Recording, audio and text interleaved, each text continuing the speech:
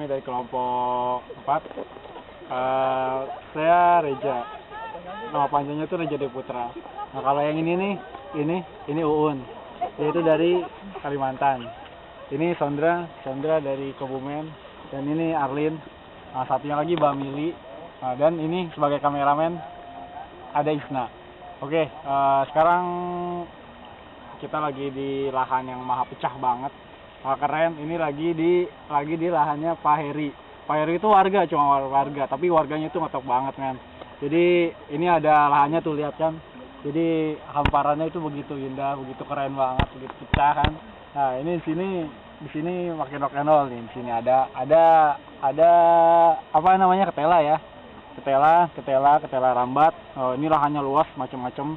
Di sana ada cabai dan juga loncang. Loncang itu ibaratnya daun bawang, bukan daun kayak ginian kan. Jadi bisa dimakan gitu. Kita sudah ke MGA. Banyak macam-macam tanaman hortikultura, dari mulai melon, semangka, terong, mangga, tomat, dan masih banyak lagi. Wah, itu udah dunia internasional, men. Udah kemana-mana, udah ekspor kemana-mana gitu.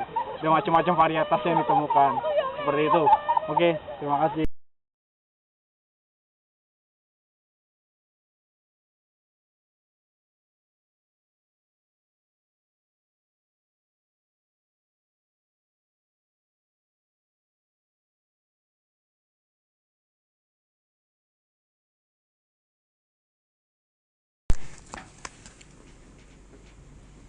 Saat ini cabai menjadi salah satu komoditas sayuran yang banyak dibutuhkan masyarakat, baik masyarakat lokal maupun internasional.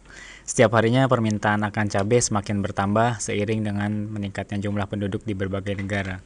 Sehingga budidaya sayur ini menjadi peluang usaha yang masih sangat menjanjikan, bukan hanya untuk pasar lokal saja, namun juga berpeluang untuk memenuhi pasar ekspor. Tanaman yang berasal dari daerah tropis di benua Amerika ini sekarang banyak dibudidayakan di Indonesia.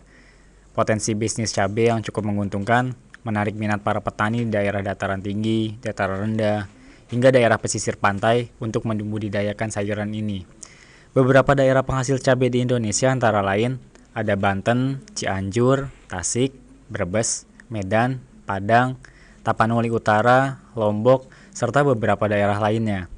Jenis cabai juga cukup bervariasi. Beberapa jenis dibedakan berdasarkan ukuran, bentuk, rasa, pedasnya, dan warna buahnya. Di Indonesia sendiri, jenis cabai yang banyak dibudidayakan antara lain cabai keriting, cabai besar, cabai rawit, dan cabai paprika. Sebab menyesuaikan permintaan konsumen yang banyak menggunakan jenis cabai tersebut sebagai penyedap masakan. Selain dijadikan sebagai bahan penyedap makanan, cabai juga bisa dimanfaatkan menjadi berbagai macam produk olahan, seperti saus cabai, sambal cabai, pasta cabai, bubuk cabai, cabai kering, dan bumbu instan. Oke, sekarang kita memasuki teknik budidaya cabai. Yang pertama adalah fase pratanam. Fase pratanam ini dimulai dengan pengolahan lahan. Ditebarkan pupuk kandang, kemudian diluku, lalu digaru, dibiarkan kurang lebih 1 minggu. Setelah itu diberi dolomit, dibuat bedengan selebar 100 cm dan parit selebar 80 cm. Kemudian bedengan ditutup mulsa plastik dan dilubangi dengan jarak tanam 60 cm x 70 cm dengan pola zigzag. Lalu dibiarkan kurang lebih 1-2 minggu. Yang kedua adalah benih. Biji direndam dengan air, kemudian diperam selama semalam. Yang ketiga adalah fase persemaian. Fase persemaian ini dimulai dari hari ke-0 sampai hari ke-30. Yang pertama adalah persiapan persemaian. Arah persemaian menghadap ke timur dengan naungan atap plastik atau rumbia. Media tumbuh dari campuran tanah dan pupuk kandang atau kompos yang telah disaring. Perbandingannya 3:1. Media dimasukkan ke dalam polybag yang berukuran 4x6 cm. Yang kedua adalah penyemaian. Biji cabai diletakkan satu persatu pada setiap polybag, lalu ditutup selapis tanah dan pupuk kandang yang telah disaring. Kemudian penyiraman dilakukan setiap hari pada pagi atau sore hari untuk menjaga kelembaban. Fase selanjutnya yaitu fase tanam. Fase tanam yang pertama dimulai dengan pemilihan bibit. Pemilihan bibit dilakukan dengan memilih bibit seragam, sehat, kuat, dan tumbuh mulus. Bibit memiliki 5-6 helai daun, dengan umur sekitar 21-30 hari. Kemudian yang kedua, cara tanam. Waktu tanam pagi atau sore hari. Bila panas terik, penanaman ditunda. Plastik polybag dilepas. Setelah penanaman selesai, tanaman langsung disiram atau disemprot POC NASA 3-4 tutup per tangki. Kemudian fase pengelolaan tanaman. Penyiraman dapat dilakukan dengan pengocoran tiap tanaman atau penggenangan jika dirasa kering. Pemupukan lewat pengocoran ini dilakukan seminggu sekali tiap lubang. Pupuk kocoran merupakan perbandingan campuran pupuk makrourea banding SP36 banding KCl dengan kadar 250 banding 250 banding 250 gram dalam 50 liter atau 1 tong kecil larutan. Diberikan umur 1-4 minggu dosis 250 cc per lubang, sedang umur 5-12 minggu dengan perbandingan pupuk makrourea banding TSP banding KCl dengan perbandingan 500 banding 250 banding 250 gram dalam 50 liter air dengan dosis 500 cc per lubang. Kemudian memasuki fase panen dan pasca. Yang pertama, pemanenan.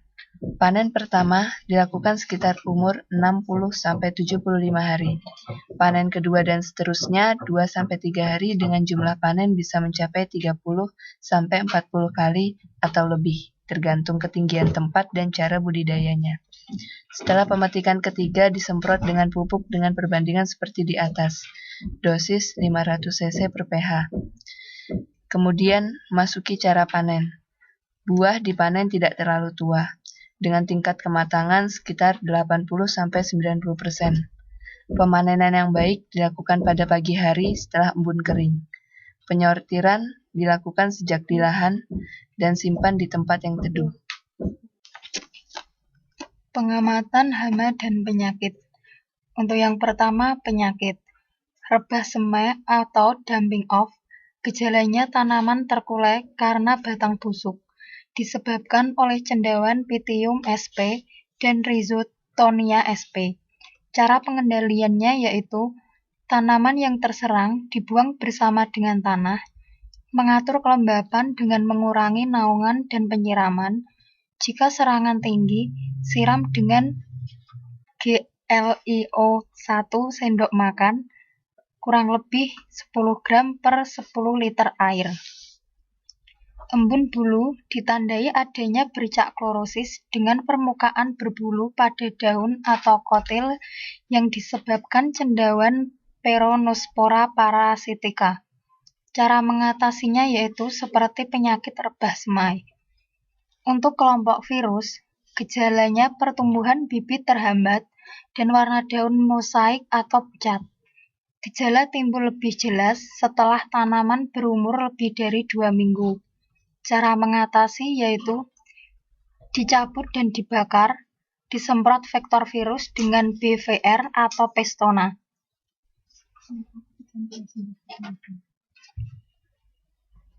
Untuk hama, kutu daun, apit sp, perhatikan permukaan daun bagian bawah atau lipatan pucuk daun.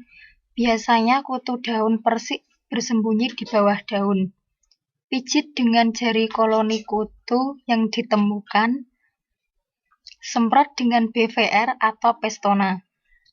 Hama Triparvit-Pinus, gejala serangan daun berkerucut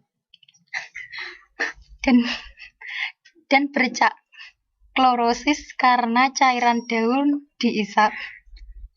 Lapisan bawah daun berwarna keperak-perakan atau seperti tembaga. Biasanya koloni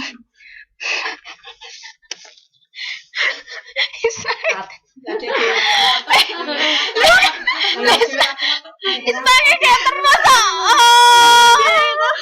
Wajah bergerak. Mulai weh. Baleni weh. Baleni apa ya? Stopan. Pengamatan hama dan penyakit. A. Penyakit. Rebah semai atau dumping off. Gejalanya tanaman terkulai karena batang busuk, disebabkan oleh cendawan Pythium sp dan Rhizoctonia sp. Cara pengendaliannya yaitu tanaman yang diserang dibuang bersama dengan tanah, mengatur kelembapan dengan mengurangi naungan dan penyiraman. Jika serangan tinggi, siram GLIO 1 sendok makan, kurang lebih 10 gram per 10 liter air. Embun bulu ditandai adanya becak klorosis dengan permukaan berbulu pada daun atau kotil yang disebabkan cendawan Peronospora parastica. Cara mengatasinya seperti penyakit rebah semai. Untuk kelompok virus, gejalanya pertumbuhan bibit terhambat dan warna daun mozaik atau pucat. Gejala timbul lebih jelas setelah tanaman berumur lebih dari 2 minggu. Cara mengatasinya, bibit terserang dicabut dan dibakar, semprot vektor virus dengan BVR atau Pestona.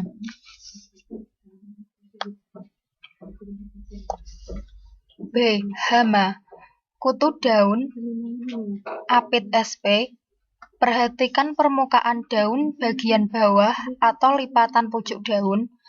Biasanya kutu daun bersembunyi di bawah daun. Pijit dengan jari koloni kutu yang ditemukan, semprot dengan BVR atau Pestona. Hama Triparvis spinus. Gejala serangan daun berkerut dan bercak klorosis karena cairan daun diisap. Lapisan bawah daun berwarna keperak-perakan atau seperti tembaga. Biasanya koloni berkeliaran di bawah daun. Pengamatan pada pagi atau sore hari karena hama akan keluar pada waktu teduh. Serangan parah semprot dengan BVR atau Pestona untuk mengurangi penyebaran. Hama tungau Polypagotarsonemus latus. Gejala serangan daun berwarna kuning kecoklatan, menggulung terpuntir ke bagian bawah sepanjang tulang daun. Pucuk menebal dan berguguran, sehingga tinggal batang dan cabang. Perhatikan daun muda, bila menggulung dan mengeras, itu tandanya terserang tungau. Cara mengatasinya seperti pada apis dan trip.